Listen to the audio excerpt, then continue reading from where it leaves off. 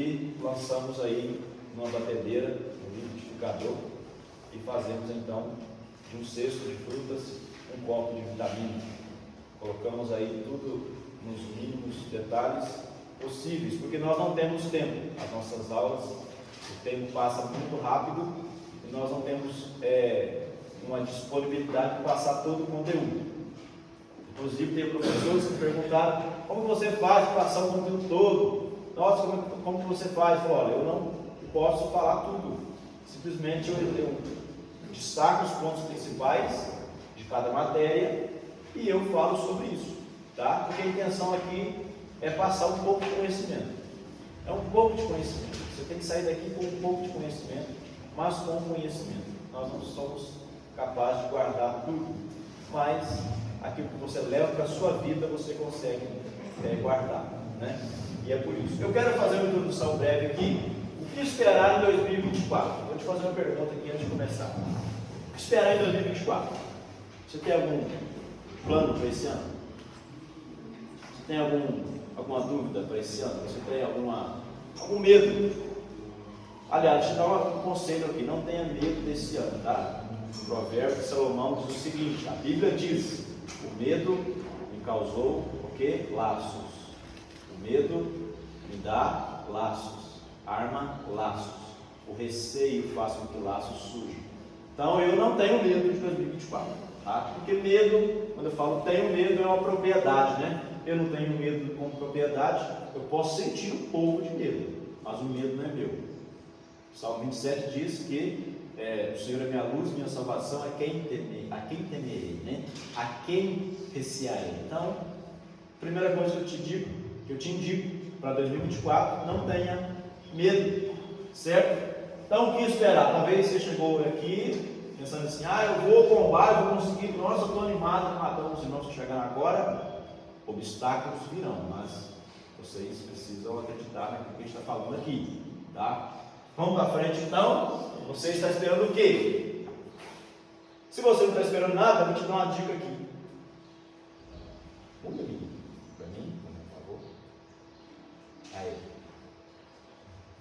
Se você não está esperando nada, se você não tem projeto de nada, se você não tem sonho de nada, se você eu deixo a vida me levar, né? Eu estou no seminário, né? Queimou aqui, eu fui, comecei no setup, esse ano, né?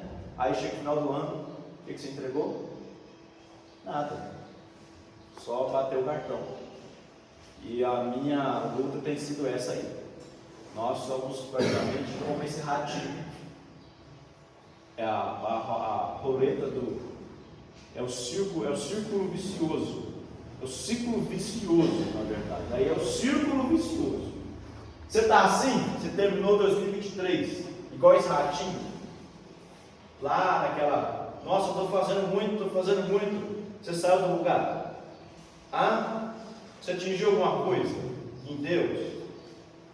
Ou você descobriu que você é muito ruim? Aí você saiu do lugar. Se você falou assim: não, eu tenho que mudar a minha vida, parabéns, você saiu da roleta. Agora, se você não consegue pensar, você está na roleta, tá? Então, pessoal, nós vivemos um tempo onde as pessoas não conseguem parar para sentar, meditar, pensar o que estão fazendo, para onde estão indo, se estão ou não entregando alguma coisa. Então começamos esse setup, terceiro semestre. Os novatos aí, sejam bem-vindos em nome de Jesus. Já apresentei aos irmãos aqui, vocês são novatos. Fala para mim o seu nome, se você não é novata, se você é novato, fala o nome para mim aqui, por favor. A de trás. Meu nome é Leidiane. Atos. Oséias. Marcos. Meu Deus do céu, só tem. Só tem homem bíblico aí, tá? Então, pensou nisso aí? É isso que eu quero que você pense. O que você vai ser daqui para frente? Para você não ser um rato, vou te indicar uma coisa: tenha planejamento. Procure se preparar para o quê? O futuro. Mas eu tenho aqui, eu estou muito arrependido. Pois é, passado é necessidade. Mas o futuro eu não sei. O futuro é possibilidade, você não sabe. Agora, hoje aqui, é potencialidade. Amém? Amém. Passado você tinha que viver. Cometendo ou não erros, quebrando a cara ou não quebrando a cara, tendo ou não sucesso. Você viveu, pega isso, pega experiência. Agora, futuro, possibilidade. E você pode mudar o futuro hoje aqui. Certo, chefe? Amém? Repita comigo: o presente, hoje, agora, é potencialidade. Então está em suas mãos. Está em suas mãos. E vamos lá, já que o presente é potencialidade, eu vou te super indicar você, para você começar esse ano. Já estamos aí 14, né? De janeiro. Mas já passou quase a metade do mês. Eu não fiz nada. Pois é, dá tempo ainda. Dá tempo de você ter uma meta diária, de você ter uma meta semanal, de você ter uma meta mensal e de você ter uma meta anual. Você precisa ter isso na sua lista todos os dias, tá? E vou te indicar aqui: escreva suas metas, seus objetivos. E nesses objetivos, quando você registrá-los, cole na parede para você ler todo dia. Se você não conseguiu atingir a meta, pelo menos você vai ser cobrado pela sua consciência.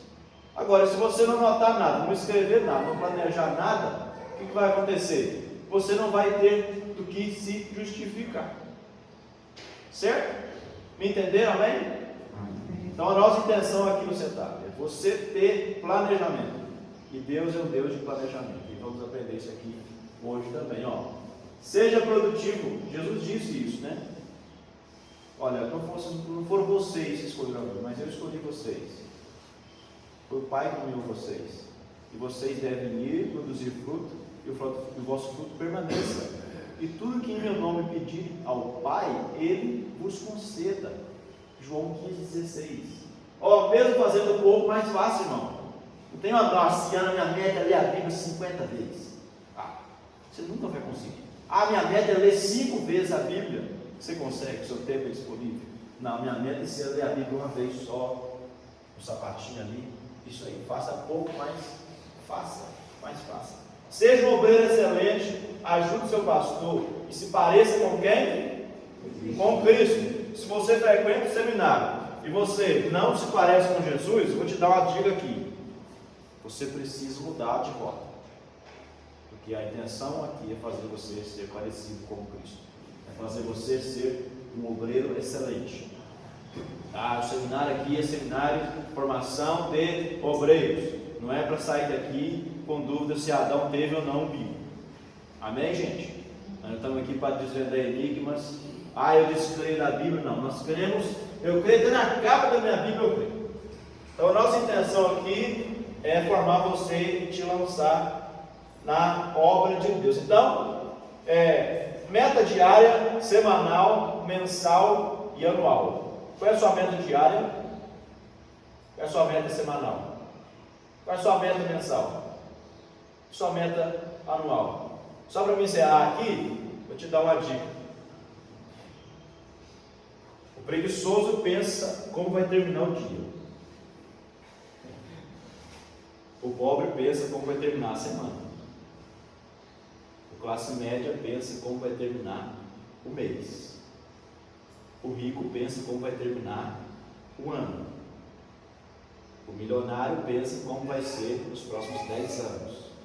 E o bilionário pensa por gerações. Pegou aí? Amém? Amém, gente? Amém. Então segura essas revelações aí. Maravilha? Você tem que ter aonde bater. E nossa matéria hoje, Antigo Testamento 1. Me chamo Gleison, ali está meu contato. Depois eu vou passar esse slide aí para os novatos, vocês que estão chegando. Fiquem tranquilos que a gente coloca no grupo lá, tá? Não precisa de ficar, eu não consegui pegar, eu quero. Não, tá tudo no livro de vocês, tá bom? Tá tudo aqui o material, só fiz um resgate rápido daquilo que a gente consegue passar. Beleza, Antigo Testamento 1. Lembrando que o Francisco já disse aqui, aqueles alunos que já fizeram, se você quiser acompanhar, beleza. Mas esse Antigo Testamento 1, Pentateuco, ninguém aqui fez, tá? Disso eu tenho certeza. Nós começamos a partir de Josué, os livros históricos. Quem estava aqui no início, vocês lembram? A gente pegou dos livros históricos, a partir de Josué, né? Aí fechamos o Antigo Testamento 2. Aí o Antigo Testamento 1, a gente vai falar sobre o Pentateuco. Beleza, gente? Antes de entrarmos no Gênesis, a gente vai falar um pouquinho dessa introdução aí, tá? Ó, o Antigo Testamento, para você começar a ler a Bíblia toda e ter, de fato, algum proveito, você tem que entender a sua divisão, tá, gente? Tem pessoas que pegam a Bíblia para ler, não consigo entender isso aqui, Levítico, o que é isso? Não estou conseguindo entender, Isaías, por que Isaías falou isso aqui? Por que Abacuque, né? Como? Não estou entendendo. Você tem que entender a divisão do Antigo Testamento, tanto no Antigo quanto no Novo. Repita comigo, o primeiro passo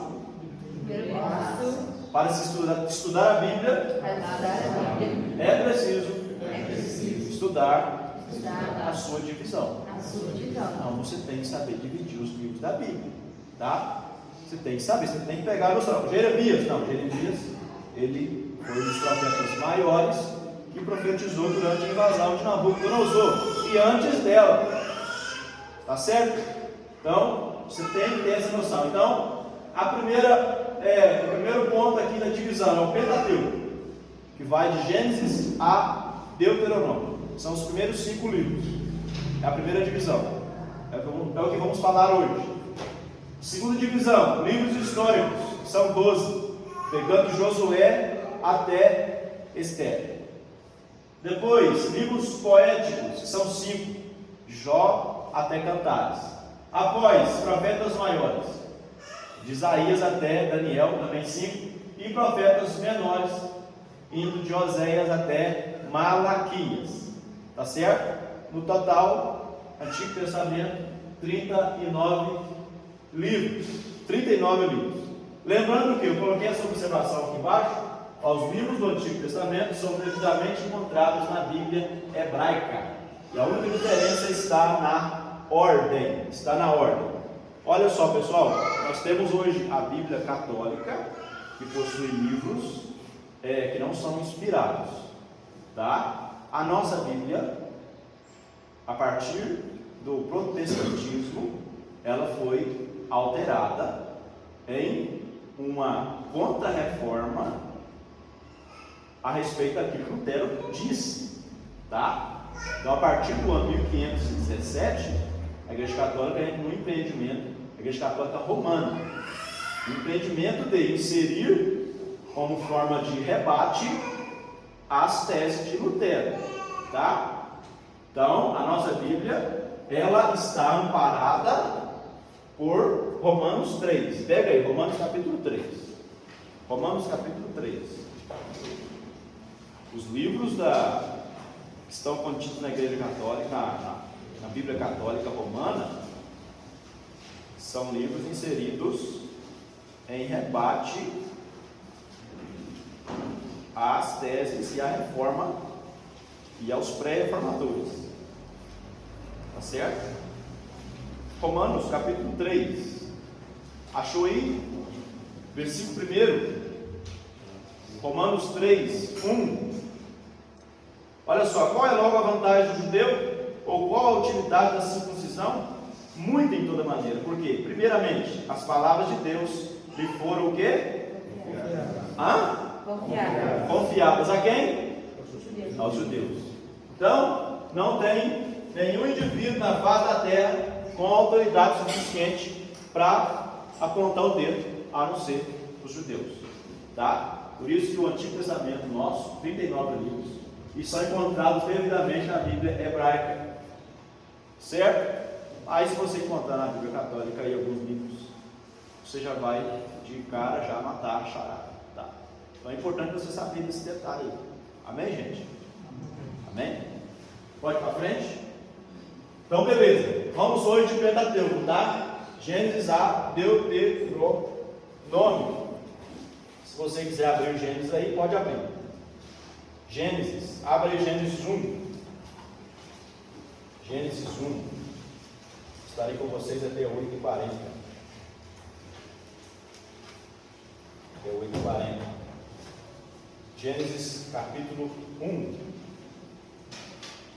Quem já leu Gênesis tudo? Dê um aleluia aí. Aleluia. Todo mundo falou aleluia? Aleluia. O pessoal começa no início do ano, né? Começa a propósito, leu Gênesis até o capítulo 15. Aí ele já leu Gênesis até o capítulo 15 umas 500 vezes, né? Beleza, vamos lá então. Versículo 1. No princípio, criou Deus os céus e a terra. Justamente essa palavrinha no princípio é que é o tema do livro, é o nome do livro, que é Bereshit. Então Gênesis significa no princípio, é Bereshit. A autoria acredita-se pela maioria dos estudiosos que foi Moisés. Mas como assim? Moisés não estava no jardim do Éden? Como que ele teve isso? Gente, vamos falar a verdade para vocês aqui. O cara ficar 40 dias e 40 noites no monte, sem comer e se beber, tem mais alguma dúvida? O nível de revelação, né? O pessoal, mas você não pode ter assim também, você tem que ter uma base. Gente, nós acreditamos que foi Moisés. Certo? Nós acreditamos que foi Moisés. E os judeus, eles adotaram, colocaram como livro inspirado, tá? Então eu creio que foi Moisés o seu autor. O conteúdo do livro. Olha o conteúdo, olha. Início do mundo, início da raça humana, início do pecado, início dos povos e seus idiomas, início dos atos poderosos de Deus na história. Então não tem como você entender a vida sem entender Gênesis. Certo? Repita comigo, é impossível entender a vida sem entender, sem considerar Gênesis. Só para você ter uma ideia, eu vou te dar uma chave aqui, uma dica. Para você entender hoje pornografia, prostituição, é só você ler a partir do capítulo 2. Você vê o contexto todinho da criação, da perfeição e da queda. Capítulo 3. Você percebe que o homem, no estado de adoração perfeita, ele muda a trajetória de perfeição, é expulso do jardim, e a partir daquele dia, ele entra no estado de se opor a tudo aquilo que Deus gosta. Tá? Então, por isso que nós somos tentados todos os dias, por isso que nossa carne, ela é suscetível a pecar, porque a partir daquele dia, nós somos expulsos da perfeição, e nós somos suscetíveis ao erro. É por isso que existe o Evangelho, a boa notícia. A boa notícia é que Cristo nos coloca em uma condição privilegiada, mesmo diante da nossa expulsão e queda, nos conduz à vida eterna.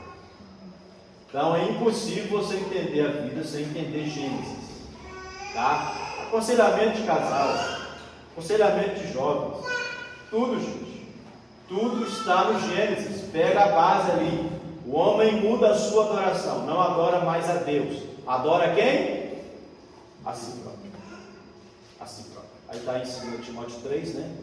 Surgirão homens amantes de si mesmos, avarentos, presunçosos, blasfemos, ingratos, desobedientes a pais e mães. Por aí vai. Mas o primeiro ponto da queda dos últimos dias, para esse tempo aqui hoje, é egoísmo. Eu me amo, eu me adoro, eu sou demais. Eu tenho que ser feliz, né? Hoje a frase é essa. O importante é ser feliz. Gente, o importante é ser feliz. Saiu lá da expulsão. O importante é comer a fruta. Vai lá, Eva, dá para o seu marido, pega lá o Adão, participa. Então, gente, a raiz de tudo está lá no Gênesis. Para você entender a vida, você tem que pegar tudo e colocar dentro do pacote. Tá? Até mesmo o sofrimento, a questão do sofrimento humano. As pessoas sofrem hoje, a gente fala assim, mas Deus não existe. Deus permitiu isso, aquilo, outro. Gente, não adianta. Deus nos enxerga como uma nação. Deus nos enxerga em família. Você não precisa ficar pensando que você é particularzinho. Os outros falam assim, você é o sonho de Deus. Você é o ponto fraco, né? Você não é ponto fraco de nada. Você é visto de um olhar, de uma visão ampla. Deus vê toda a nação. Deus vê toda a nação. Entanto, Daniel, quando ora na Babilônia, lá com seus 90, ele fala, Senhor, olha, perdoa-nos, atende-nos. Pelos livros ele entendeu, Daniel 9, que o tempo de cativeiro já tinha encerrado. E ele então clama ao Senhor, para que haja uma liberação do povo retornar para a sua terra, para Jerusalém e reconstruí-la. Então nós devemos assumir a posição de um todo na realidade. E vamos parar com essa questão assim, se eu fosse o Adão, não tinha cometido pecado. Gente, se eu fosse o Adão, eu teria feito a serpente comer aquela fez. Porque nós estamos num nível muito ruim, nível baixo, fomos destituídos da glória de Deus, mas em Cristo nós somos colocados no lugar de destaque. Amém? O Espírito Santo está aqui para quê? Para nos trazer estrutura. O Espírito Santo não é uma força, não é uma força magnética, não está lá, não está aqui mais, testemunho de Jeová. Não existe aqui. O Espírito Santo é uma pessoa, tem ciúmes de mim e de você. E Ele está nos impulsionando nessa caminhada. Amém? Então, para entender tudo, você tem que entender Gênesis. Eu não vou falar aqui todos os pontos de Gênesis, mas o ponto central, lá na sua igreja, como obreiro, meu querido, em nome de Jesus, você precisa entender Gênesis para viver lá fora. Até como líder, como pastor, como obreiro. Explicar os dilemas, né? Às vezes você é líder, você é pastor, você é diácono, presbítero, tem um título de presbítero, né? Ou auxilia num grupo na igreja. Aí chega uma pergunta para você difícil e você tenta levar para o lado particular, não vai adiantar, leva para o lado bíblico. Se a pessoa não entender, por que aconteceu isso comigo? Então leva para Gênesis, falou assim, o que aconteceu com nós fomos expulsos de lá. E em Cristo nós estamos tentando chegar de novo, mas nós temos que crer. Nós temos que nos submeter ao Evangelho. Jesus é nosso Senhor e Salvador. Não só Salvador, mas Senhor. Percebe, gente, o nível? Por isso que a Bíblia diz, o justo viverá da fé. Não é do sentimento, tá bom? Não é do sentimentalismo. Não é também do eu determino. Não, para com isso. Vamos viver do que a Bíblia diz. Não do que aquilo que você ou eu determinamos. Não sabemos o plano que Deus tem. Sabemos sim que a Bíblia está aqui e nós podemos sim pegar a sua resposta. Beleza? Agora, Gênesis e a ciência. Vamos lá um pouquinho. Gênesis e a ciência. O primeiro ponto aí da Bíblia é o criar sionismo. O mundo criado por Deus em dias de 24 horas. Então, começa a 0 hora, primeiro dia, Deus começa a fazer o estágio da criação. Os pontos da criação. A gente não vai ler aqui, porque senão toma muito tempo, né? Aí, chega na ciência, a famosa teoria, o darwinismo, melhor dizendo, né? Que está aí no seu livro, tá bom? Um cientista britânico, de 1839.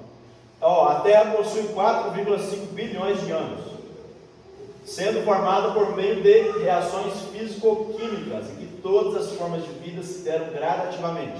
Ou seja, você, de acordo com o evolucionismo, era um sapinho assim, aí passou 1 milhão de anos e se tornou um jacarezinho, aí passou mais 2 milhões de anos, você já é um crocodilo Dante, 3 milhões de anos, você já se tornou já um crocodilo dinossauro, né? Não é dinossauro, mas vamos colocar assim, é o Super Saiyajin daquele Dragon Ball Z, e foi seguindo em frente. Quem tem os seus trintões, ele sabe, né? Eu estou falando, né? Então, Super Saiyajin do Dragon Ball, né? Vai lá e passa de fase Mata todo mundo. Mas, gente, o evolucionismo prega isso. A vida sendo gradativa. Aí os pessoal revolucionista, olha, olha só. Evolucionista, pegaram e falaram, não, peraí gente, eu creio em Deus. Mas eu não creio que foi 24 horas. Então eu vou me tornar o quê? Um evolucionista teísta. Eu creio no evolucionismo teísta, ou seja, eu creio que a Terra tem 4 bilhões de anos, eu creio que eu saí de um jacaré, mas eu creio que Deus fez tudo. Então encaixa assim, eu não quero ofender a Deus, né? A minha bisavó ensinava isso, meu pai, fui criado na igreja, então eu quero ter minha consciência tranquila, porque vai que eu morro, né? Esse é o evolucionismo teísta. Deus participa criando todas as coisas, porém, não assumindo dias com 24 horas, mas sim vastos períodos de tempo. Eu creio que Deus criou a Terra, os seus dias, os seus ciclos de criação em 24 horas. Amém, gente? Amém. Porque Deus é Deus. Deus é Deus. Pedro disse que um dia para Deus é como 1000 anos. 1000 anos como um dia. Então, tudo está ali patente. Quem acessará a mente de Deus? Quem vai dar conselho para Deus? Provérbios capítulo 8, né? A sabedoria estava sentada e era a sua aluna. Não tem como acessar, a menos que você se renda a Cristo. E eu creio que vamos chegar lá nesse dia. Vamos chegar na eternidade. E Deus é tão bom que nós não vamos conseguir tirar tudo em um dia. É de eternidade a eternidade. Eternidade a eternidade. Eternidade a eternidade. O negócio é tão sério, gente, que Paulo não falou que era ele, mas a gente sabe que é ele. Ele foi no céu, ouviu palavras inefáveis que não pode falar com ninguém. De tão bom que ele preferiu esconder, não vou falar, porque o negócio lá é top demais. Então, gente, Deus, Ele criou todas as coisas. O tempo dos 7 dias de criação, 6 dias, melhor dizendo, 24 horas, tá? Mas você vai encontrar na escola aí, talvez seu filho chegue em casa e fale, mãe, não creio mais em Deus, porque a terra, eu era um crocodilo, eu era um jacaré, um chimpanzé, depois eu passei, agora eu sou um menino, e eu tenho que viver minha vida, tenho que ser feliz. Vai para Gênesis. Nós cremos em Gênesis. Nós cremos que Deus criou todas as coisas. Amém? Alguma pergunta? Para mim, o evolucionismo fazia sentido se eu nascesse um macaco e morresse humano. Faria sentido para mim o evolucionismo. Se eu nascesse um macaco e morresse humano. Pois é, eu nasci macaco. Uma vez que o professor falou comigo na sala, mas é o evolucionismo, Deus não criou, não, nós viemos do macaco. Eu falei, rapaz, você, eu não. Eu vim da minha mamãe, nasci chorando, berrando lá, gritando, me deu leite, mamei um montão, não tem nada disso, não. Então, beleza, Gênesis capítulo 1 ao 11. O capítulo 1 e 2 narra a criação do mundo. E é dentro do versículo 1 e versículo 2, que eu quero falar com vocês aí, dar mais essa atenção, e eu encerro Gênesis, tá? É nesse slide. Gênesis 1, Gênesis 1, versículo 1, diz assim, no princípio criou Deus os céus e a terra. Então Deus fez o céu e a terra. E a terra sem forma e vazia. E o Espírito de Deus sobre a face, e havia trevas sobre a face do abismo. E o Espírito de Deus se movia sobre a face das águas. E disse Deus, haja luz, e houve luz. Então, gente, é um contexto de trevas. Deus cria todas as coisas. Aí no versículo 2 já disse que a terra é sem forma e vazia. É aí que surge a grande questão. A teoria da lacuna, ou a teoria do caos. É a teoria que a maioria aí crê, que realmente aconteceu. Primeiro, Deus cria todas as coisas. E a partir da criação perfeita, acontece o quê? Deus cria os seres que nós não conseguimos compreender. Por exemplo, chega um professor para você, um incrédulo, um cético, e fala, mas aonde está dinossauro na Bíblia? Né? Gente, não tem como você negar, né? Os fósseis estão aí, dinossauros gigantes. Até no Nordeste acharam lá dinossauros, acharam algumas aves de 4, 5 metros, não sei nem o nome que se dá, né? Mas acharam. Ah, fato, isso é fato, gente. Não tem como negar. Não tem como negar. E a única teoria que se encaixa nos dinossauros é justamente aí. Sabe-se lá, Deus cria essas criaturas, elas se formam, e Satanás é expulso, e causa então o quê? O caos. E Deus vem para visitar o caos, e ali ele enxerga o quê? Trevas. E ele então disse: não, vamos parar com essas trevas aqui, haja luz, e houve luz. Amém? Gente, nós cremos assim, tá? Nós cremos assim. Você pode perguntar a qualquer outro professor, pode perguntar a doutores, né? Aí, pesquisa um pastor que bem bombadão, né? No YouTube tem tantos. Mas aqui estamos aqui, né? Estamos aqui, é tipo no fubá, né? Estamos aqui brincando. Mas eu não sei dominar essa bola, tá? É tipo no fubá, arroz com feijão. E vamos lá. Ó, nos capítulos 1 a 11 forma-se a primeira parte. Alguém falou alguma coisa, né? Não? Pode levantar e falar, tá? Primeira parte, né? Ó, queda, primeiro homicídio e genealogia e dilúvio. A segunda parte pega dos capítulos 12 ao capítulo 50. Então, Gênesis de 1 até o 11 é a primeira parte. Explica tudo, da queda até o dilúvio e até o chamado de Abraão, a sua genealogia. Aí a partir daí já desenvolve a ação divina na história. Beleza, vamos lá para Êxodo agora? Êxodo, vai para Êxodo, pula lá para frente. Eu sei que é complicado, gente, é muita coisa, é muito assunto. A explicação é... Vamos lá, Êxodo capítulo 1. Êxodo capítulo 1. Capítulo 1.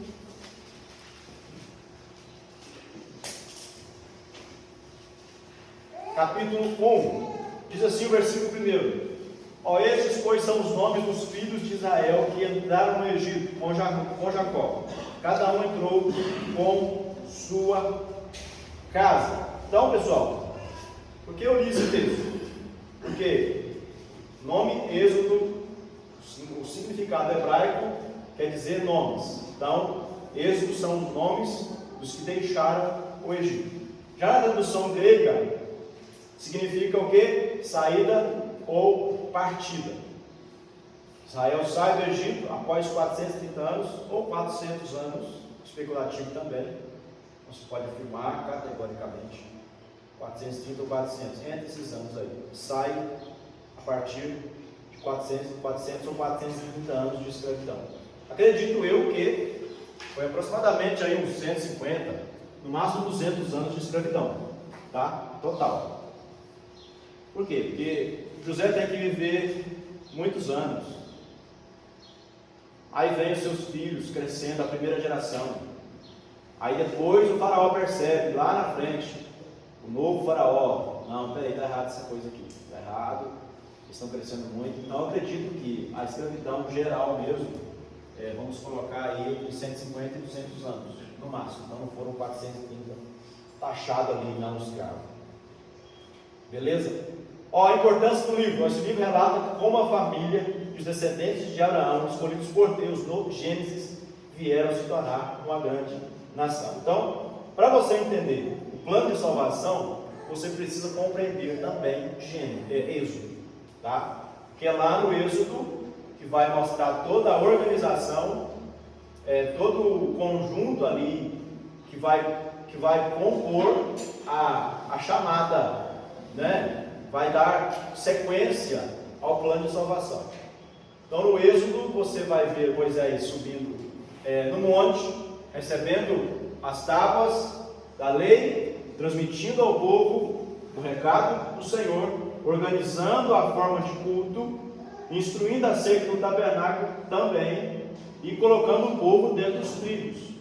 Porque até então, antes de eles saírem do Egito, Israel vivia porque uma vida de ratinho dentro da sua gaiola. Israel era ratinho na gaiola, correndo para lá e para cá, não atingia nenhum nível, não entregava nada, não tinha planejamento. Aí Deus tira Israel do Egito, o que Deus faz? Deus dá planejamento. Vocês terão 3 festas anuais: Páscoa, Pentecostes, Tabernáculos. Vocês vão se tornar puros. Vocês vão ter que guardar, preservar o sábado.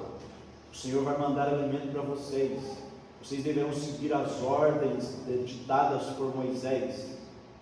Então Deus, no Êxodo, Ele explica como essa família, essa geração, o povo escolhido, lá com Abraão, deve seguir, deve se desenvolver. Por isso que eu trouxe aqui na nossa introdução a questão do planejamento. Eu acho interessante que a gente não planejou desde o início do setado, desde o ano passado, não, mas eu creio em algo profético. Eu creio no liberar de Deus para a nossa vida, que Deus está nos levando para um lugar de planejamento. Temos estratégias, e Êxodo mostra justamente isso. E a estratégia veio de onde? Veio de Deus. Os 40 dias lá no Sinai. Os 80, né? Moisés desce furioso, quebra as tábuas e dá sequência então à nova partida para o monte. Beleza, Moisés agora, quem foi Moisés? Viveu no século XVI a.C., atingindo 120 anos. Sua vida se divide em 3 etapas. A primeira etapa do Moisés é 40 anos no palácio, né? Depois 40 anos no deserto de Midian, e depois 40 anos como sacerdote de Deus. Sacerdote de Deus. Gente, é muito bom lembrar isso aí. Ele serve como profeta, sacerdote e legislador. Olha o cargo, a função que Moisés tinha. E ele foi preparado para isso aí. 80 anos de preparação. 80 anos. Eu vejo pessoas, vocês são obreiros, nós somos obreiros, somos cooperadores. Estamos aí na obra do Senhor, irmãos. Olha, não é da noite para o dia que vai acontecer as coisas. Não é. Para com esse negócio de roda grande passar dando pequena. Isso não existe, gente. Vamos colocar o pé no chão aqui. Deus tem os processos. Deus tem os lugares. E é esse processo aí que eu quero que você entenda. Tá? Esse ano as pessoas colocaram, postaram aí, eu sou o fiscal do estado. Tá? Aí me mandaram para mim, não foi postado, mandaram para mim. Esse ano Deus vai realizar todos os seus sonhos. Deus vai fazer esse ano todos os seus sonhos. Aí eu te pergunto, o que são os sonhos de Deus? Os sonhos de Deus, falei com a minha esposa, os sonhos de Deus para José era uma cova para que ele chegasse a ser governador, né? Os sonhos de Deus para Jeremias era um calabouço, mas para que ele fosse usado na profecia, e a profecia se cumprisse. Não que o seu lombo seria preservado, mas que Israel receberia a profecia. Dane-se, Jeremias, vou cuidar de você, mas você vai passar por isso. Gente, Deus tem os métodos. Vamos parar com essa história. 1 ano, 2 anos. Nossa, eu cheguei como vereador. Nossa, o ano que vem eu sou diácono, presbítero, evangelista. Nossa, eu acho que 2, 3 anos já vou sair daqui, pastor. Meu irmão, pare com isso. Espere Deus te chamar. Se Deus não te chamou, dê glória a Deus. Você não tem que dar conta no último dia.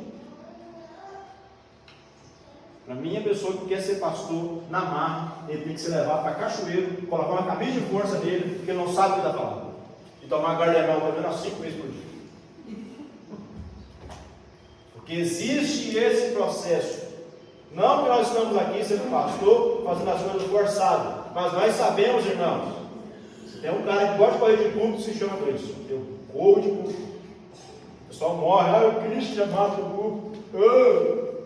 Meu irmão, o culto maior é sua casa, sua família, seus filhos. Se você não tem secreto com Deus, você não tem nada.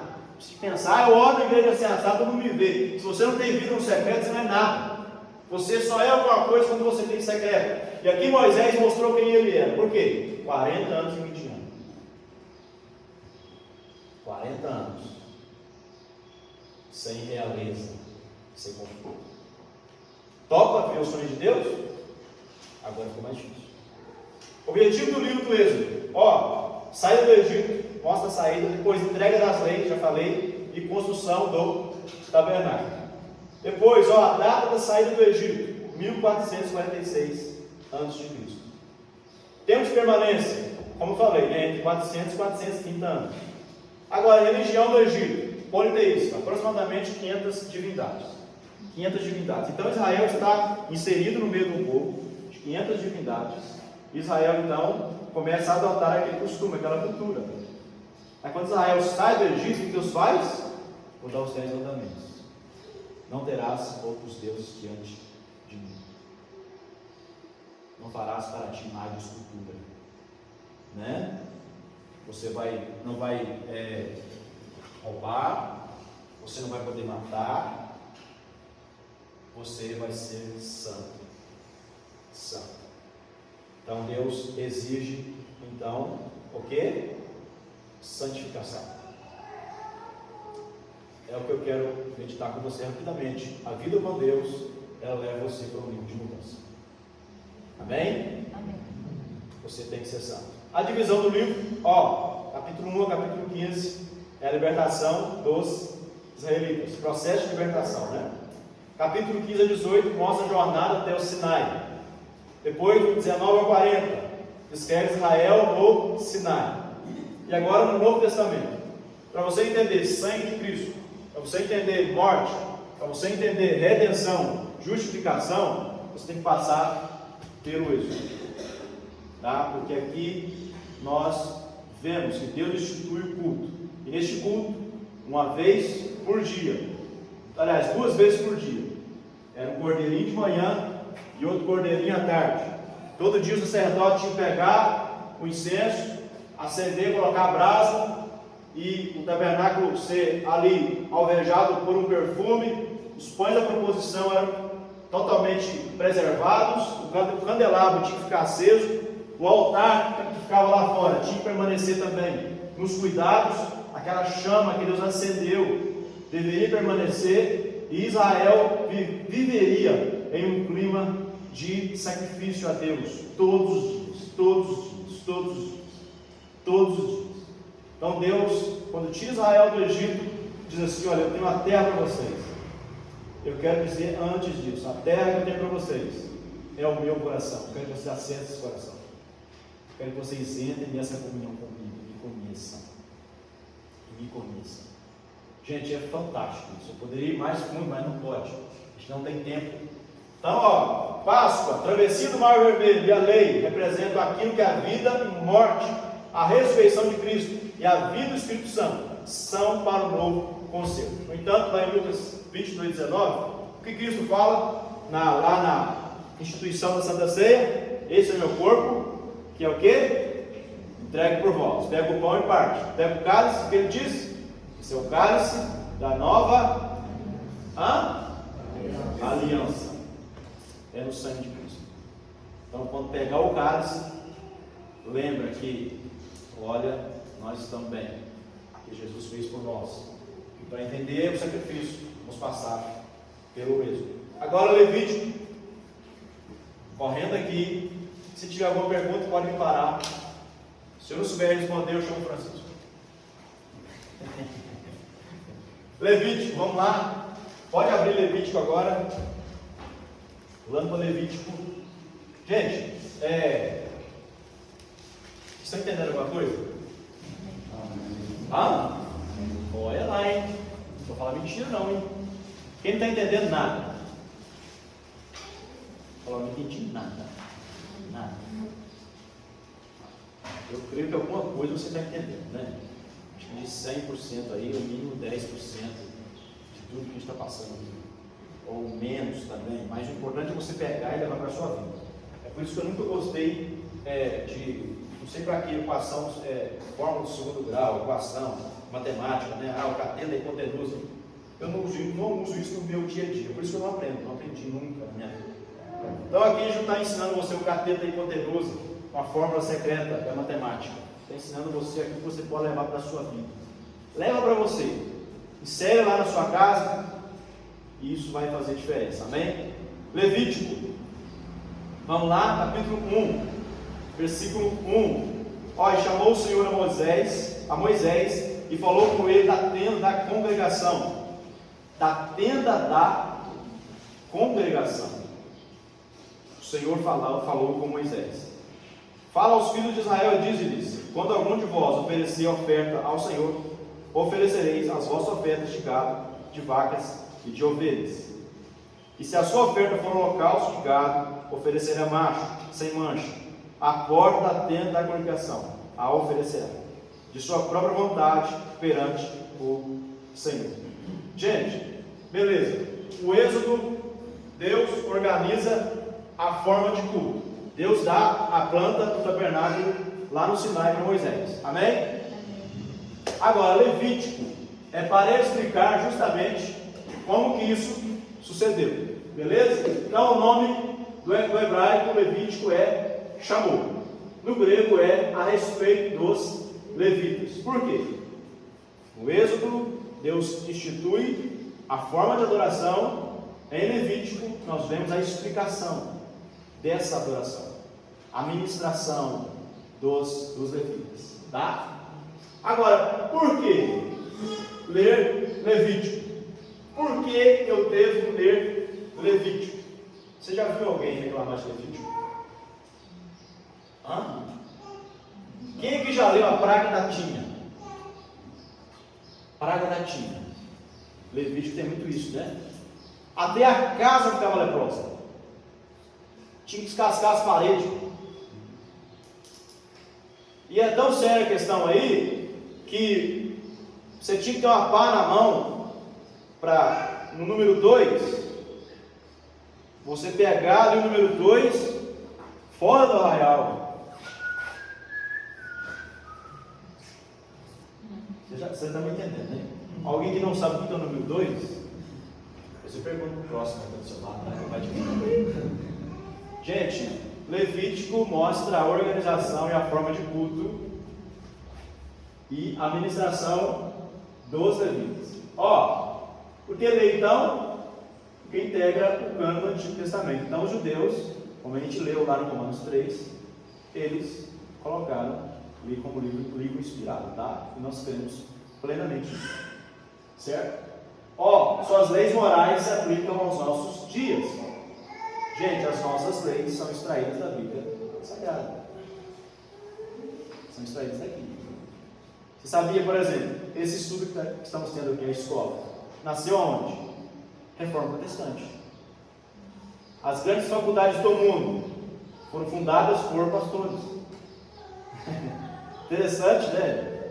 Calvino fez a sua casa uma escola. Tudo saiu da Reforma Protestante. Tudo, direito trabalhista, tudo veio da Bíblia, gente. Então são para os nossos dias. São para os nossos dias.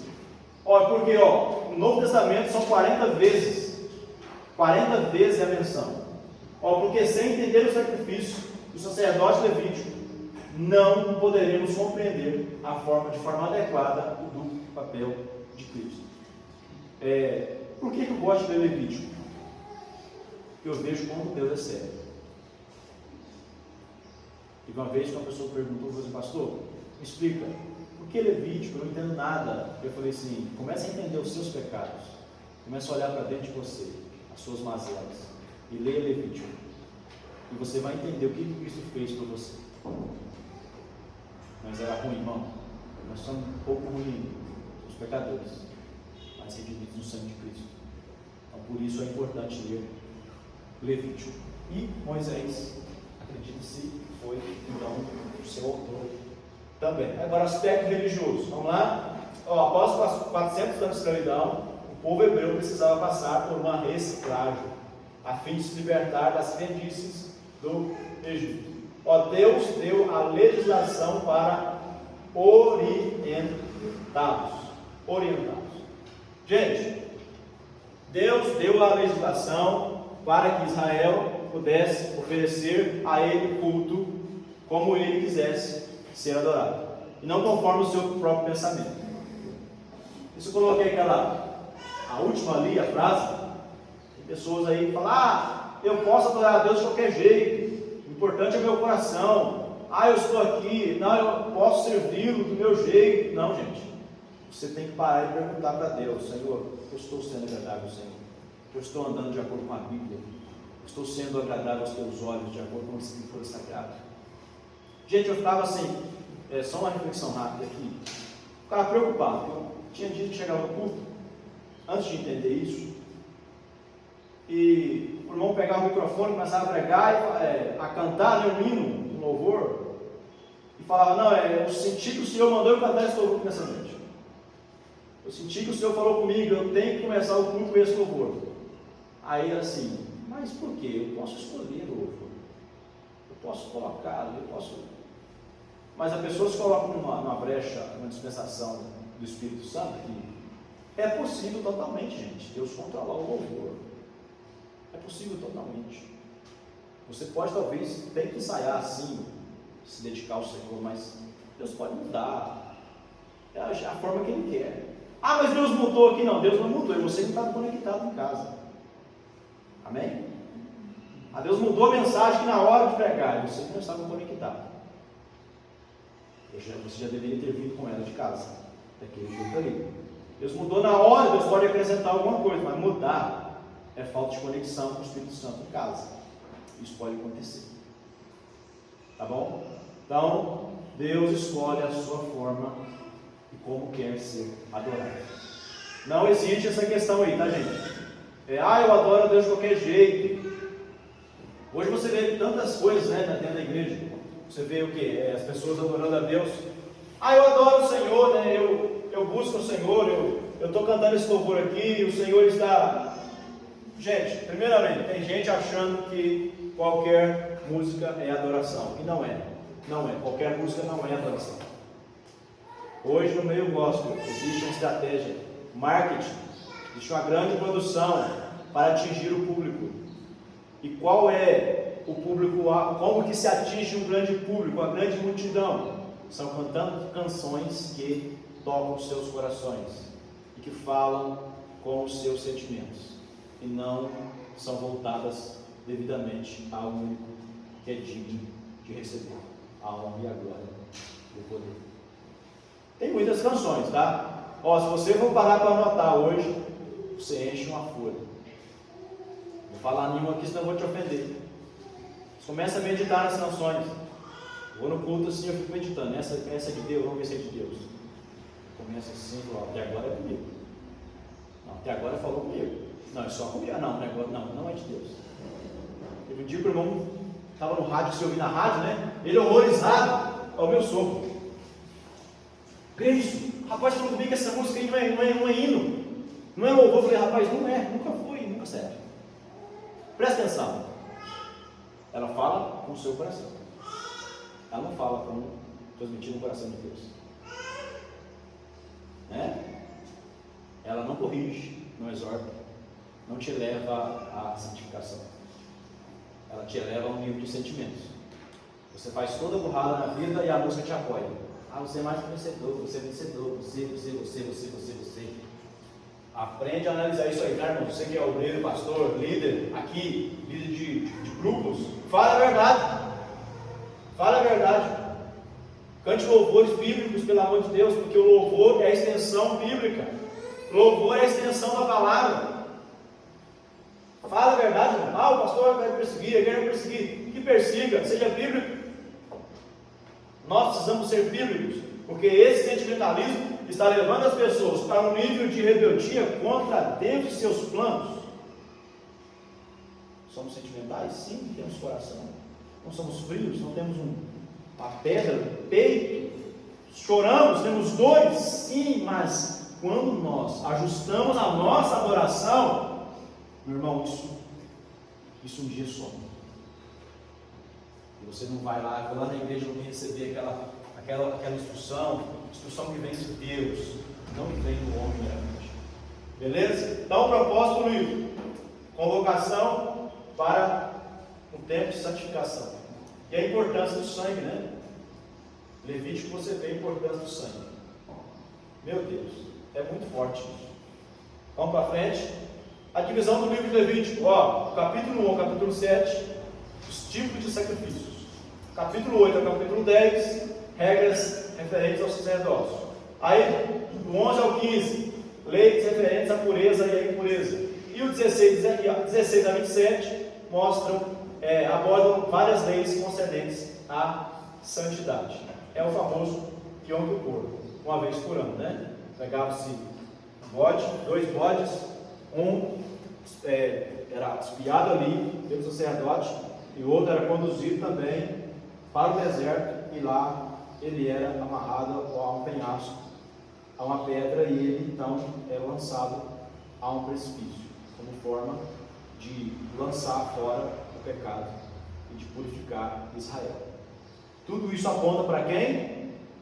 Para Cristo. Para Cristo. Beleza? Vamos lá, para frente. Acho que encerrou o Levítico. Isso. Números agora. Pode abrir lá em Números.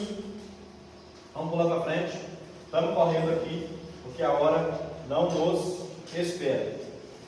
Números capítulo 1. Números capítulo 1. Olha só. Números capítulo 1. Números 1. Falou mais o Senhor a Moisés no deserto do Sinai, na tenda da congregação, no primeiro dia do segundo mês, no segundo ano da sua saída da terra do Egito. Então, gente, o livro de Números, ele vai contar a história de como foi essa organização no deserto. Amém? Amém, gente? Amém. Então, o Êxodo mostra as instruções dadas para seguirem no deserto. Levítico mostra como essas instruções eram desenvolvidas. E Números conta a história de como a jornada sucedeu. Tá? Por isso, versículo 1. Falou mais o Senhor Moisés no deserto do Sinai, na tenda da congregação, no primeiro dia do segundo mês, no segundo ano. No segundo ano de sua saída da terra do Egito. Então, aí é feito agora um recenseamento para descobrir, então, quantas pessoas, de fato, com soldados saíram do Egito. Primeiro recenseamento e o segundo recenseamento no final. Vamos lá. O nome hebraico quer dizer deserto, mas o nome no grego quer dizer números, é censo, tá? Vamos lá, Moisés foi também o seu autor, está aí o capítulo. E a data é aproximadamente 1444 a 1405, abrangendo 38 anos e 9 meses. Aí, vamos trocar por minutos aí, sendo, recenseamento e preparo para a marcha, 20 dias. Depois vou ler isso aí, tá? Segundo, jornada em missão de espionagem até Cádiz Barnea, 70 dias. Peregrinação no deserto em torno de Cádiz, 38 anos e 1 mês. E jornada até as Campinas de Moab, 5 meses. Então, o livro de Números, ele vai mostrar a trajetória de Israel no deserto. E vai mostrar também a sua desobediência. Por que ele mostra a trajetória? Porque ele mostra o princípio da desobediência. Tá? Eu quero que você acompanhe comigo aí. Pule o seu capítulo de Números. Vamos para frente aqui. Vamos para frente. Está lá. Deixa eu ver se eu encontro aqui. Moisés envia o povo para espiar a terra. Moisés envia o povo para espiar a terra. Está lá no capítulo 13, versículo 31. Abre aí. Números 13, versículo 31. Números 13, versículo 31. Números 13, 31. Vamos lá? Achou aí, amém? Números 13, 31 diz assim: olha, porém, os homens que com ele subiram disseram: não poderemos subir contra aquele povo, porque é mais forte do que nós. E infamaram a terra que tinham espiado perante os filhos de Israel, dizendo: a terra pelo meio da qual passamos a espiar é terra que consome os seus moradores, e todo o povo que vimos no meio dela são homens de grande estatura. Também vimos ali gigantes, filhos de Anak, descendentes dos gigantes, e éramos aos nossos olhos como gafanhotos, e assim também éramos aos seus olhos. 40 dias espionando a terra, e eles trazem um relatório pessimista.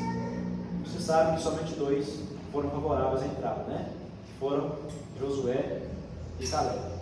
Então, Números relata a organização do deserto, do porquê dessa organização, a desobediência.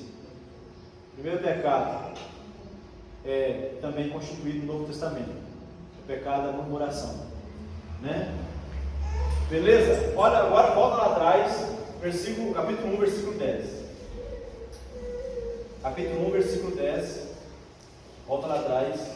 Deus mandou que Israel fosse totalmente organizado. Não está aqui devidamente, eu vou ver se eu acho aqui o texto que fala mais claramente, tá? Ah, não, é capítulo 2. Capítulo 2. Não é capítulo 1, não. Capítulo 2. Capítulo 2, versículo 1 e 2. Ó, e falou o Senhor a Moisés e Arão, dizendo: os filhos de Israel assentarão as suas tendas, cada um debaixo de sua bandeira, segundo as suas insígnias, da casa de seus pais. Ao redor da fronte da tenda da congregação assentarão as suas tendas.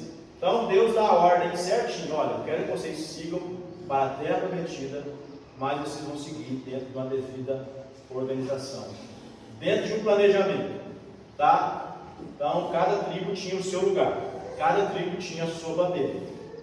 Vamos lá entender direitinho pelo mapinha? Vamos lá? Ó, o tabernáculo ficava no centro do povo, o local de adoração ficava no meio. O tabernáculo simboliza Deus no meio do seu povo. Deus queria ficar no coração. Amém? Repita comigo: Deus não quer ficar na ponta. Ele quer ficar no meio. Deus tem que estar no meio. E a minha pergunta para você: Deus está no meio da sua vida? Deus está ocupando o centro da sua família, do seu ministério? Porque se Deus ocupa o centro, meu irmão, olha, você passa por qualquer dificuldade e o nome do Senhor é glorificado. Pois bem, o tabernáculo no meio, aí ao ocidente ficava 3 norte, 3 sul, 3 depois leste, mais o que? Mais 3 oeste, mais 3. Essa divisão desse mapinha ficou sul e norte assim, né? Mas esse mapa é assim, tá bom? Mas deu para você entender. Pois bem, aí Deus faz o seguinte: eu vou escolher a tribo de Levi para administrar o sacerdócio, e os filhos de Arão serão os sacerdotes. Eu quero trazer aqui uma explicação rápida. Olha só, gente, você percebe nas letrinhas vermelhas, está enxergando aí, amém? Ó, Gersonitas em cima, Coatitas embaixo, Meraritas aqui do lado, e à frente Moisés, Arão, sacerdotes. E a família de Arão segue a sequência de sacerdotes. A tribo de Levi teve 3 filhos. 3 filhos. Dentre esses 3 filhos, os nomes são Gerson, Coate e Merari.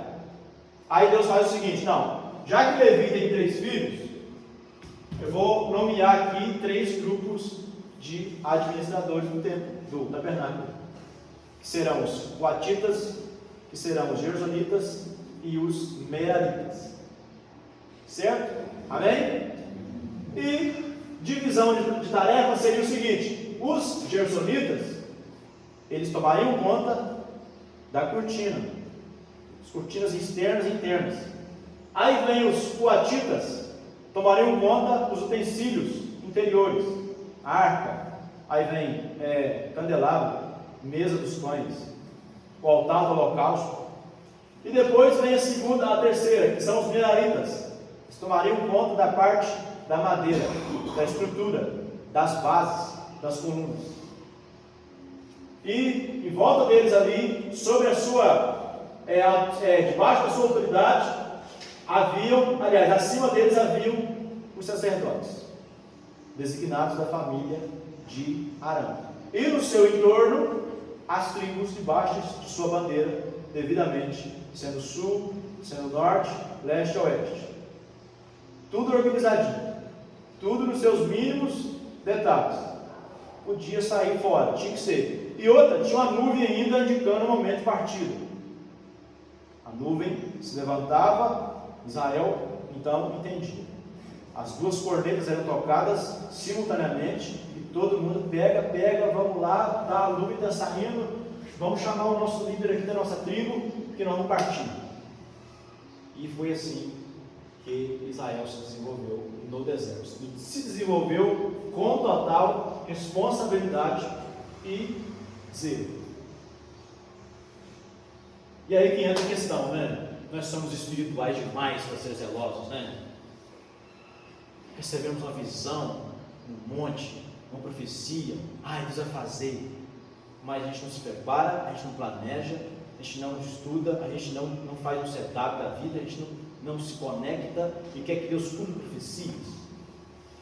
Meu Deus, irmãos, todo mundo deveria estar nessa hora, porque o povo é muito crente, né?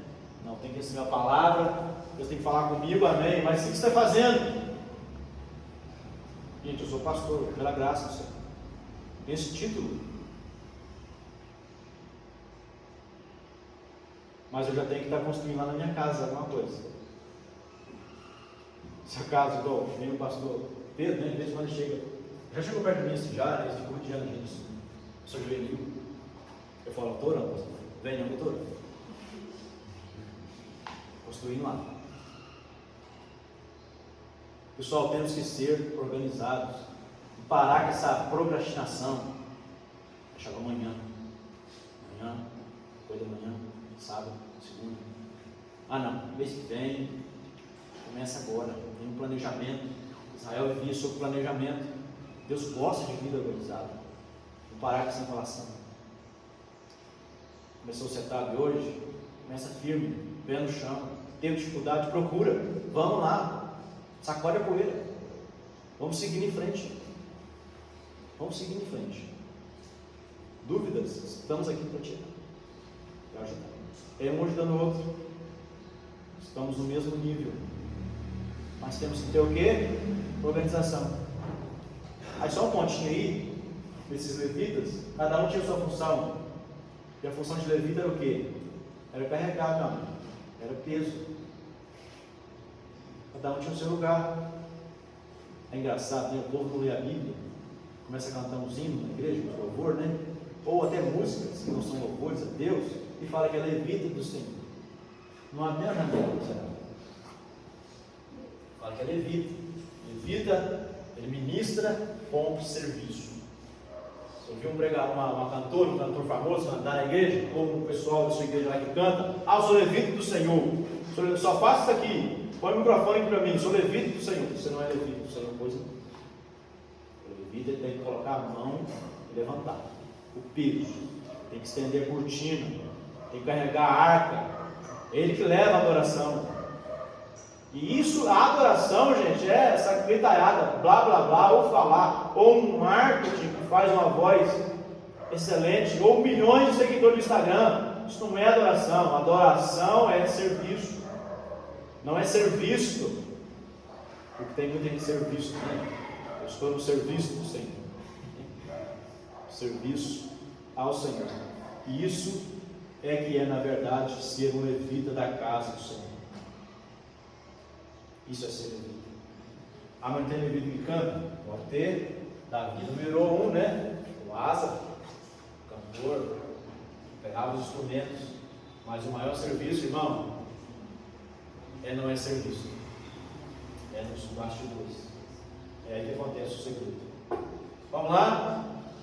O aspecto religioso. Você vai perceber que há duas gerações, né? A geração dos que saem do Egito, morrem no deserto, e a geração dos que entram em Canaã. E eu quero falar aqui um pouco de murmuração. O relatório dos 10 foi murmurar. Aquela terra não era para eles. E coloquei aí o texto de Atos, capítulo 6. Você vai perceber que o primeiro pecado escrito ali, registrado na igreja primitiva, foi murmuração. Murmuração. E dentro desse pecado da murmuração, aí veio o quê? Veio cobiça. Números 11, vamos lá. Números capítulo 11. Números capítulo 11. Números capítulo 11, versículo 1 ao versículo 8. Amém? Está dando para acompanhar um pouco aí? Podemos ser muito devagar, senão nós não passamos na matéria. E a intenção aqui também não é passar muita matéria, tá, gente? A intenção aqui é falar as chaves centrais de cada livro, a gente passar alguma orientação. Vamos lá? Ó, versículo 1 do capítulo 11 de Números. Olha, aconteceu que, queixando-se o povo, era mau aos ouvidos do Senhor, porque o Senhor ouviu, e a sua ira se acendeu, e o fogo do Senhor ardeu entre eles, e consumiu os que estavam na última parte do arraial. Então o povo clamou a Moisés, e Moisés orou ao Senhor, e o fogo se apagou, pelo que chamou aquele lugar Taberá, porquanto o fogo do Senhor se acendera entre eles. E o vulgo que estava no meio deles veio a ter grande desejo, e pelo que os filhos de Israel tornaram a chorar, e disseram: quem nos dará carne a comer? Lembramos-nos dos peixes que no Egito comíamos de graça, dos pepinos, dos melões, e dos povos, e das cebolas, e dos alhos. Meu Deus do céu! Mas agora nossa alma se seca, coisa nenhuma há, senão este maná. Nossa, tipo assim, nossa, não estou aguentando mais esse maná. Assim. Olha o versículo 7, ó. E era o maná como semente de coentro, e a sua cor como cor de vidélio. Espalhava-se o povo e o colhia, e em moinhos o moía, ou no umbral o pisava, e em panelas o cozia, e dele fazia o quê? Bolos. Então não era chegar no arraial lá e tacando a boca de chão fora, não. Tinha trabalho. Pega o maná, né? Pega o maná, põe para secar, cozinha o maná, torra o maná, moe o maná, faz bolo e come. E o povo é em total rebeldia. Repita comigo, eu vou ter o maná do Senhor. Mas o maná eu tenho que preparar. Você tem que correr atrás. A bênção e a provisão de Deus, ela passa por aquilo que você tem. Deus manda o maná e a provisão dele vem. Aí você tem que pegar o maná e fazer o quê? Você tem que colher ele, né? Correr lá e colher, não vai vir na sua boca, Senhor, aqui, ó, ei! Não, você tem que colher, moer, né? Aí você vai amassar, aqui fala pisar, né? Colocar na panela, cozinhar e fazer bolo. Repita comigo, servir a Deus. Dá trabalho. Sempre Deus. Dá trabalho. Então, Deus deu a orientação aqui. Mas a cobiça chegou nos seus corações. Que cobiça é essa? Lembramos dos peixes do Egito. Lembramos o quê? Dos pepinos, dos melões, das cebolas. Isso é cobiça, gente. O que é cobiça? É não estar satisfeito com aquilo que você tem. É o que mata as pessoas hoje. Você vai no Instagram lá, aí você está em Lajinha, aí tem um cara que você segue, tem do vale. Aí você fala: Deus não me ama. Pelo amor de Deus, é a mesma cobiça que eles tiveram lá no deserto, as pessoas estão tendo hoje. Não está bom nada está bom, estou insatisfeito, estou com depressão. Gente, isso está tudo aqui no aspecto religioso. A murmuração, aí vem a idolatria, prostituição, tentação. Idolatria. Vocês colocam o quê? O centro das coisas. Isso é muito, muito sério. Meu Deus do céu. Muito sério. Então eu quero encerrar com isso aqui. Faltam 2 minutos.